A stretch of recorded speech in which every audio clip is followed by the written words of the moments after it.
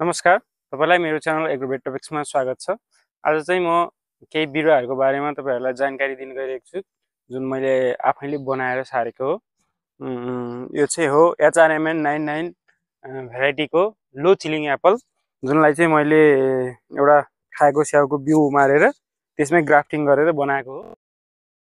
यो चाहिँ निउवाको बोट हो, तर यसलाई मैले बिमिरोको बोटमा चाहिँ ग्राफ्टिङ गरेर बनाएको। यो तलको भाग चाहिँ बिमिरोको बोट हो भने यहाँदेखि माथि चाहिँ निउवाको बोट छ, यहाँ जोडेर ग्राफ्टिङ गरेर बनाएको छ।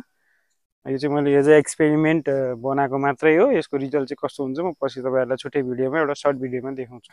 यो चाहिँ मसँग भएको सबैभन्दा पुरानो बिरुवा स्याउको बोट, मैले सारेको मध्ये सबैभन्दा पुरानो चाहिँ हो। मैले यो स्याउको बोट र सुन्तलाहरू सबै सँगसँगै ल्याएको थिएँ। अगाडि ल्याएको सुन्तलाहरू चाहिँ मर्यो, अगाडि ल्याएको सुन्तलाहरू मरेपछि यो स्याउको बोट चाहिँ बाँचेको थियो। अनि मैले फेरि सुन्तलाहरू चाहिँ थपेँ भने स्याउ चाहिँ जम्मा 2टा बोट छ मेरो। यो चाहिँ मनोकामनाको लोकल सुन्तला हो, जुन चाहिँ ग्राफ्टेड बिरुवा हो, र यो चाहिँ मैले आफूले बनाएको चाहिँ होइन, यो मैले किनेर लिएर आएको थिएँ।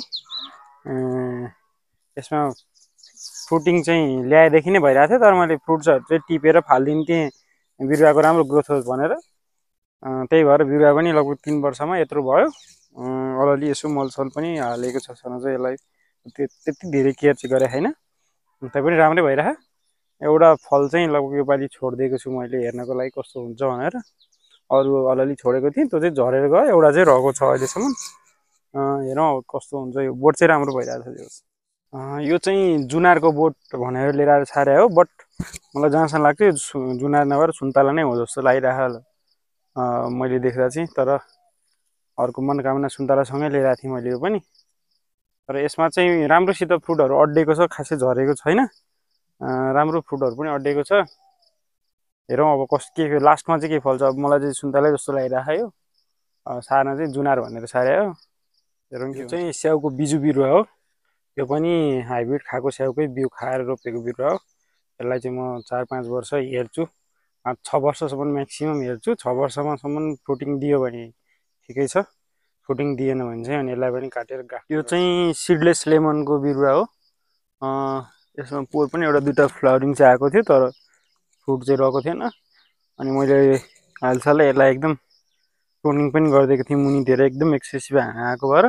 हल्का क्याङ्कर पनि देखेको हो कि जस्तो लागिरहेको मलाई। क्याङ्कर कन्फर्म भयो भने चाहिँ म यसलाई काटेर फालिदिइहाल्छु, अन्त चाहिँ यसलाई 1-2 वर्ष राख्छु म। अनि अहिले त्यो प्रुनिङ गरेपछि फेरि हल्का फ्लावरिङहरू चाहिँ देखिरहेको रहेछ यसमा। यो अस्तिसम्म थिएन, अनि चाहिँ हालसालै आएको हो। यो जापानिज हल्लभेद, जुन चाहिँ काँचैमा पनि हरियोमै खान सकिन्छ र यसमा खासै टर्रोपन पनि हुँदैन। अर्को नर्मल हाम्रो नेपाली हल्लभेदमा चाहिँ पाक्दा पनि हल्का टर्रो टर्रो जस्तो हुन्छ खाइसकेपछि भने, यो चाहिँ काँचैमा पनि गुलियो जापानिज सुन्तला हो, जुन चाहिँ भदौसम्म म्याच्योर भइसक्छ मार्केटमा बेच्नको लागि। यसमा अहिलेसम्म चाहिँ फ्रुटिङ थिएन, लाग्न चाहिँ लागेको थियो, तर मैले टिपिदिन्थेँ प्लान्टको ग्रोथ होस् भनेर।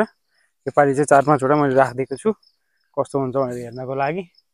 यो एकदम धेरै ग्रोथ भएर यो आफैलाई धान्न नसकेर लड्किरहेको छ। यो पानीको वेटले गर्दा, पानी परेको थियो हिजो, त्यसको वेटले गर्दाखेरि यो लड्किरहेको पात्रमा भएको पानीको वेटले। यसलाई चाहिँ प्रुनिङ चाहिँ टाइममा गरिरहनु पर्दैन, अन्त बोट धेरै फास्ट ग्रोथ भएर आफैलाई धान्न नसक्ने भएर भाँचिने लड्किने हुन्छ।